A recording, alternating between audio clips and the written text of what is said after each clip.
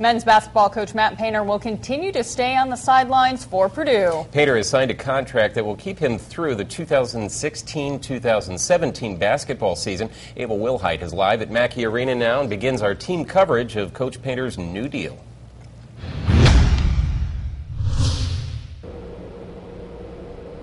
Coach Painter has signed on to a baseline pay contract for $1.3 million. Now, Painter will receive bonuses that will include endorsements and, of course, performance-based. This salary will make him more competitive with his Big Ten peers. Basketball fans have seen the many expressive faces of Matt Painter, and fans will be happy to know that face will remain on the sidelines for Purdue. Coach Painter signed an 8-year contract with a base pay of $1.3 million.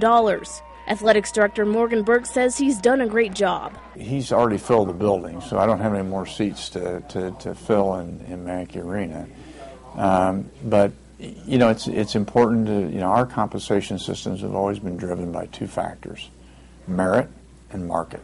And in this particular case, this contract fits both of those pieces.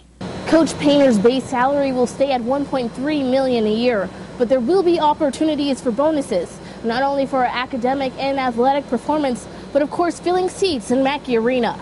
Coach Painter's pay increase also makes him competitive with other Big Ten men's basketball coaches. Michigan State's coach Tom Izzo's yearly salary is more than $2 million. Minnesota's Tubby Smith's yearly salary is more than $1.8 million. Ohio State's Thad Matta's yearly salary is more than $2.6 million. And his peers are people who've been around for a while. So he's demonstrated in a rather short period of time that he belongs to be part of that group. Burke says this has been one of the most competitive years in men's Big Ten basketball ever. He says Coach Painter's performance as one of the youngest coaches on the sideline will keep Purdue in the battle to stay on top. Now, part of our team coverage tonight does include what this pay increase for Coach Painter means for the rest of the Purdue employees. Kristen? Well, Ava, Coach Painter's pay raise puts him on the short list of top-paid public employees in the state of Indiana. Here at Purdue, he's making so much that he actually surpassed the salary of the university's president. The compensation structure is $1.3 million guaranteed. Everything else you have to earn. Annually, that could mean as much as $1 million more a year for extras like sponsorships, team academic performance, and trips to the NCAA tournament.